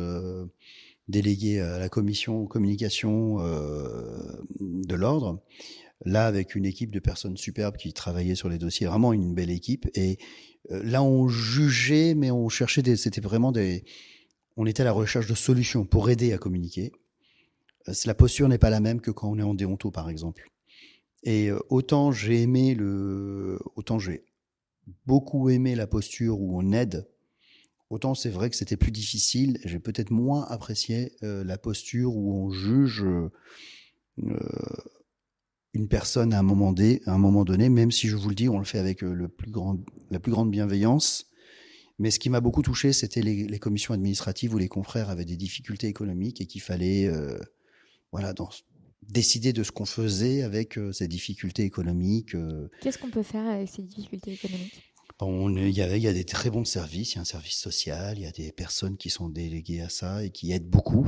Mais c'est pas facile d'avoir un confrère en robe devant vous qui vous explique qu'il a pendant 30 ans bien fonctionné, puis suite à un accident de la vie, il a plus marché et que c'était mieux avant. Et puis on est là, on est obligé, nous, moi avec peut-être mes 10 ans, 15 ans à l'époque de barreau, à dire le bien et le mal, quoi. C'était une posture pas facile. Alors que c'est difficile. On peut pas. En fait, c'est pas tellement du jugement, c'est presque plus un côté ascendant. Non, c'est vraiment parce que c'est des personnes qui ont des dettes vis-à-vis CNBF, CNP, ordre, etc. Il faut à un moment donné, il y a cette équité vis-à-vis de la profession. Il faut qu'à un moment donné, il se passe quelque chose. Mais c'est vrai que c'était quelque chose les commissions administratives où on devait traiter de ce type de dossier n'était pas facile. Ça vous a ému, touché. Humainement, c'était pas facile. Et quand vous avez terminé ça, vous dites que vous êtes allé au CNB. Je fais partie de la liste ordinale. Donc dans la foulée? Tout de suite, puisque j'étais en 3e année et puis à l'issue, je me suis présenté et donc j'ai été élu pour être membre du CNB. Et vous l'êtes actuellement? Et je suis actuellement membre du CNB. J'ai eu la chance de faire quelque chose qui n'existait pas. On a créé une commission ad hoc, mode alternatif de règlement des différends. Et je m'occupe moi je suis élu à la commission formation et à la commission, et je suis responsable d'une nouvelle commission des modes alternatifs de règlement des différends. Et cette commission au niveau du CNB, elle a quelle ambition? Elle a quel objectif? D'harmoniser les pratiques et de développer la connaissance dans la profession des mardes. Je ne veux pas dire l'exercice, parce qu'on a le droit de ne pas aimer, mais je pense que c'est le droit positif aujourd'hui, et il faut que tout le monde sache ce qu'est une médiation, ce qu'est une procédure participative, ce qu'est une procédure participative de mise en état, ce qu'est un processus collaboratif, ce qu'est un arbitrage, et qu'on dise que vous souhaitiez l'intégrer dans votre cabinet ou pas, c'est pas un problème. On peut faire. Par contre, je pense que c'est le droit positif et il faut maintenant le connaître. Et il appartient à la profession de s'organiser, de dispenser la bonne information à ça, sur le sujet. Vous avez l'impression que le message passe pas? Parce que quand on en a recours... Est-ce que vous avez l'impression que le message passe, vous? En fait, moi j'ai l'impression que je vois des formations et des posts et des trucs et des machins sur les mardes partout tout le temps. Après, je pense que j'ai un regard très biaisé parce que je suis quand même assez connectée à pas mal de personnes qui sont elles-mêmes connectées au milieu de l'innovation dans la profession d'avocat et dans le monde juridique en général. Donc, disons que mon algorithme d'information est biaisé, d'une part. Ensuite, quand j'échange avec des avocats, j'ai régulièrement effectivement des témoignages d'avocats qui disent moi ça me fatigue cette approche très bornée du conflit, beaucoup encore, sans même parler des mardes. C'est vrai que ce serait pas mal si les confrères étaient ouverts à l'échange, qu'il n'y avait pas autant enfin voilà, que finalement il y a beaucoup de fatigue de l'exercice de la profession d'avocat qui vient de la posture des confrères même, justement, dans le fait de cristalliser et d'entretenir les conflits pour plein de détails. Donc, les deux choses se cumulent. Après, là, ce qui me fait vous poser cette question, c'est surtout que vous dites, le moment où on a recours au fait de dire, en fait, les mardes, c'est pas tellement on n'aime pas ou quoi, c'est qu'aujourd'hui c'est le droit positif. Et en fait, d'une certaine manière, je trouve que le fait d'avoir besoin de recourir à l'affirmation que c'est le droit positif, c'est presque un aveu de... Enfin, c'est en soi un aveu de faiblesse, quoi. C'est en soi un aveu de... le discours en lui-même sur les mardes ne passe pas, donc il faut qu'on ait recours à un truc un peu supérieur en mode, mais c'est pas comme si vous aviez le choix, quoi. Vous voyez ce que je veux dire? C'est marrant parce que à l'inverse, moi, mon algorithme, c'est que je suis dans un monde avec plein de gens qui font des mardes. Ouais. Et on a l'impression que ça bouge, il y en a de plus en plus. Qu'il n'y a que des mardes partout, ouais. Que beaucoup de choses ont été faites. Donc, la confrontation de nous deux nous montre qu'il y a quand même un chemin. Ouais. Après, c'est un vrai... enjeu économique, je pense, pour la profession. Et la négociation, et c'est peut-être le premier point, si tout le monde est formé à la négociation, comme aujourd'hui on a la procédure participative de mise en état et donc la mise en état conventionnelle, on peut tout à fait imaginer, après ne pas avoir besoin de médiateur ou de tiers, l'idée étant vraiment de s'approprier les outils. On a quand même la meilleure déontologie. Dans les cours que je donne de négo à l'EFB, j'ai créé une petite équation. C'est l'avocat égale le mandat, la déontologie et la technique. C'est-à-dire la technique, la stratégie. La stratégie, c'est technique, tactique et donc stratégie qui amène à ça. Et donc je dis donc égale le meilleur négociateur pour le justiciable. Donc l'idée n'est pas d'aller systématiquement dans un marbre. L'idée, c'est de savoir de quoi on parle et de donner les meilleures chances par rapport aux besoins du client. Maintenant, on ne va pas se cacher. Moi, je n'ai pas des clients qui viennent me voir en me disant je suis prêt à attendre 2 ans, 3 ans, une expertise et 1 an et demi derrière. Ah oui, ça fait partie des gros arguments pour la médiation, ça c'est sûr. J'ai une ordonnance, j'ai un dossier, il y a un article dessus qui s'est traité. Il y avait plus de 30 000 réserves dans un dossier de construction. Il y a eu 14 heures de médiation et ils repartent pour quelques réserves en expertise. On a gagné un temps extraordinaire.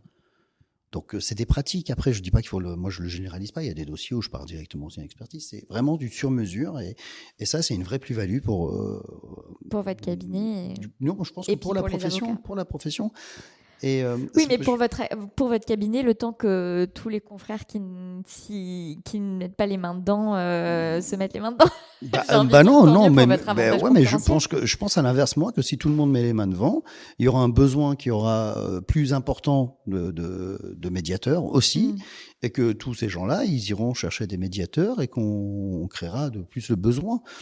Aujourd'hui, je crois que ça représente mais rien par rapport au volume des dossiers. J'ai eu la chance de faire partie au groupe qui a rédigé les textes, Comité JAM, Justice administrative et médiation en droit public. Donc c'était un groupe créé par le Conseil d'État où j'avais été nommé par le CNB pour représenter, pour participer aux travaux. Et la première fois je suis arrivé dans cette salle, il y avait peut-être une vingtaine de magistrats qui voyaient un avocat venir leur parler de marde. Et il fallait convaincre que c'était quelque chose de positif et que ça pouvait servir. Et j'ai été très étonné, et d'ailleurs je suis toujours très étonné, où la première question que m'a posée, mais alors je comprends pas, puisque on peut pas transiger sur ça. En droit public, on a le droit de transiger depuis très longtemps. Sauf que transiger ne veut pas obligatoirement dire abandonner quelque chose. La posture est différente. Quand quelqu'un vient me voir avec un besoin de droit, je le qualifie par rapport à ce que je peux donner devant le juge, ce que je peux demander au juge. Maintenant, si je l'interroge sur son besoin réel, peut-être qu'il est différent et que je peux peut-être l'adapter autrement. Quand vous mettez fin à un contrat public amiablement, plutôt que d'attendre pour savoir qui a tort, qui a raison, et donc pendant quelques années avoir des frictions, c'est le quantum. Il ne faut pas qu'il y ait une libéralité, qu'une somme supplémentaire à ce qui est le vrai droit à la personne qui soit versé. Mais pour autant, on a le droit de transiger la fin d'un contrat, même public. Comment est-ce que vous voyez qu'est-ce que vous avez... On a parlé de la page blanche en cours pour votre cabinet. Vous avez cet investissement qui a une large marge encore de diffusion avec la médiation et les mardes en général. Mais de quoi est-ce que vous avez envie pour la poursuite de votre exercice ? Alors je vais pas. Je suis heureux dans la poursuite de mon exercice. De plus de temps, de plus de collaborateurs sympathiques, plus d'associés avec qui j'ai envie de passer du temps pour le coup, j'ai pas une grosse remise en question de mon activité, de mes domaines d'activité. Pour reprendre votre phrase de tout à l'heure pendant notre discussion avant de nous enregistrer, si vous aviez une baguette magique, je prendrais plus de temps. Je demanderais juste plus de temps pour faire encore plus que j'aime et donner plus de temps pour le faire. Et donc, ce que vous aimez, cette baguette magique, avoir plus de temps pour faire encore plus ce que vous aimez, qu'est-ce que vous aimeriez faire un petit peu moins et qu'est-ce que vous aimeriez faire plus ?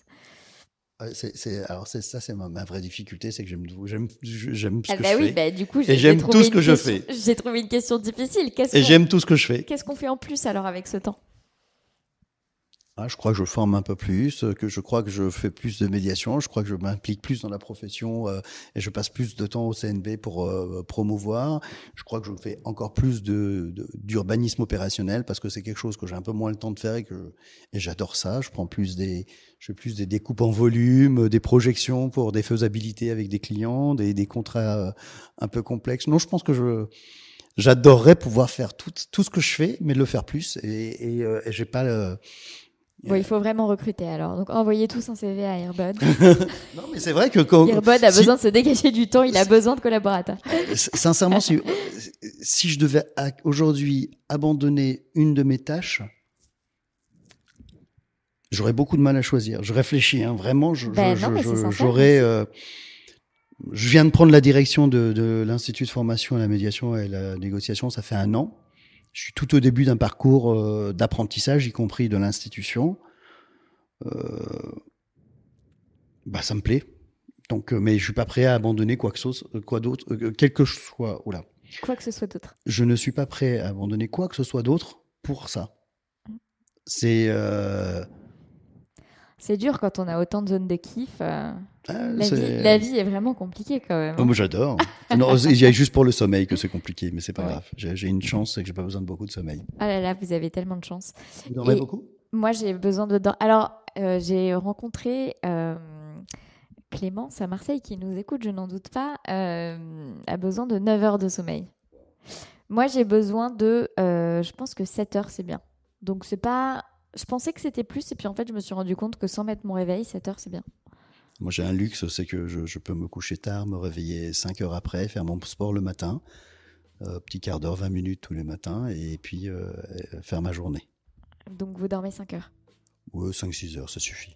6 heures. 6 heures, c'est genre grasse mat, quoi. Ouais, oui, voilà. Ouais. Ouais, non, mais je suis pas sur la grasse mat à 6 heures, mais grasse mat dure plus que ça quand même. Ouais, j'ai la chance pour ça. Mais je pense que ça va changer avec l'âge, le poids mais je sais pas si ça change avec l'âge, parce que j'ai l'impression que, pardon, j'allais dire que les vieux, mais c'est pas très déonto, que les personnes plus mûres en âge, elles dorment moins. Mais bon, peu importe. Quelle est votre dernière joie ? Quelle est ma quoi ? Votre dernière joie ?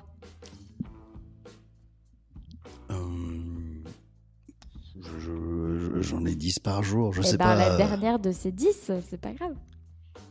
Qu'est-ce que j'ai Ou une de ces 10 joies de la journée. On reste toujours dans le cadre professionnel parce que je vais pas partir dans le cadre familial et personnel. Mais ma dernière joie, c'est cet entretien qu'on a assez sincère parce que je découvre quelqu'un qui est depuis à peu près 1h30, 2 heures est avec moi et toujours le sourire en banane sur le visage, communicatif et non mais c'est vrai.